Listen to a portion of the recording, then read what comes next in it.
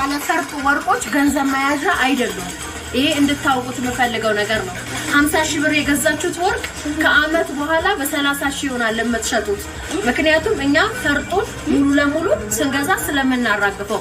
ስለዚህ እንደዚህ ያሉ ባለ ፈርጥ ወርቆች ገንዘብ መያዣ አይደሉም። ገንዘብ መያዣ እነዚህ ናቸው። አይነት ዲዛይን ያላቸው ሙሉ ለሙሉ ወርቅ የሆኑ እነዚህ ገንዘብ መያዣ ናቸው።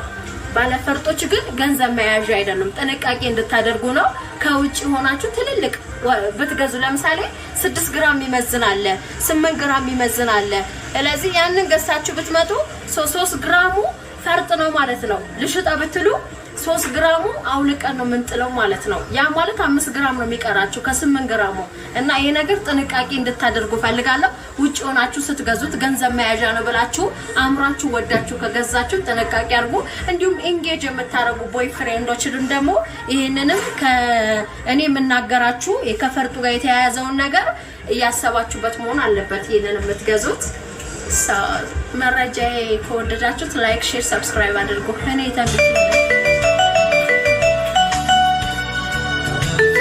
ጤና ይስጥልኝ እና የተከበራችሁ የዩቲዩብ ተመልካቾች በሙሉ ሰላማችሁ ብዙት ይበልልኝ። ወርቅ እንደቀነሰ ታውቃላችሁ። አሁን እናንተ የምትገዙበት ሰዓት እንጂ የምትሸጡበት ሰዓት ግን አይደለም።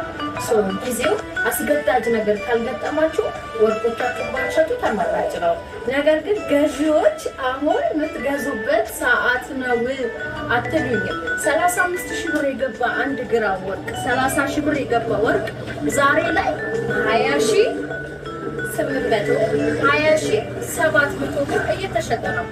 27 ሺህ ብር እየተሸጠ 35 ሺህ ብር የነበረ ወርቅ በ27 ሺህ በ28 ሺህ እየተሸጠ ነው ያለውና እጅግ በጣም ቆንጆ እንደ ግራማቸው እንደ ጥራታቸው ወርቆች አሉና እንደምትመለከቱት እስከ 25 ሺህ ብር ድረስ ያለን ወርቆች መታችሁ እኛ ጋር መሸመት ትችላላችሁ። አድራሻችን የኛ አድራሻ ቡታጀራ ከተማ ነው። ቡታጀራ ከተማ የአብስራ ወርቅ ቤት ከመጣችሁ መሸመትም መግዛትም መቀየር የምትችሉ ካላችሁ ዌልካም። ስቴጣቶችን ወርቆችን ወርቆች ሳይ በነገራችን ላይ ለምሳሌ 20 ሺህ ብር ይዞ ወርቅ የሚፈልግ ካለ እንዲሁም 15 ሺህ ብር ይዞ ወርቅ የሚፈልግ ካለ እነዚህ ሀገረኛ ወርቆችን ለባለትዳሮች ኢንጌጅ ለምታደርጉ ፕሮግራም ላለባችሁ ነገር ግን ገንዘባችሁ አናሳ ከሆነ ያውላችሁ እዚህ ጋር አለ ሀገረኛ ወርቅ 14 ካራንት 18 ካራንት ወርቆች አሉ።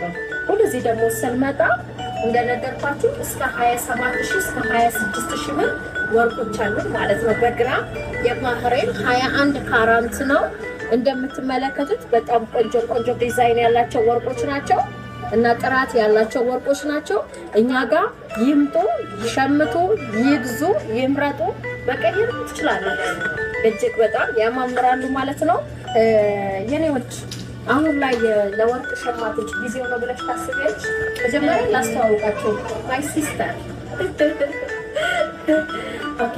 እህቴን ከተዋወቃችሁ በኋላ ወደ ስራ አስሊ ዛሬ አሁን ለምሳሌ ባለፈ ሰሞን አይተሽ ከሆነ ወርቅ በጣም ከሚታሰበው በላይ ጭማሪ አሳይቶ ነበረ። ማለት ብዙ ጭማሪ በጣም በአንድ ጊዜ 16,000 ብር የነበረው ዘሎ 19,000 እንዲሁም 21,000 ገባ እያለ ደግሞ ወዲያው 24,000 ብር ገብቶ ተኝተን ስንወሳበት በአንድ ቀን ልዩነት 30,000 ብር ገባ ማለት ነው።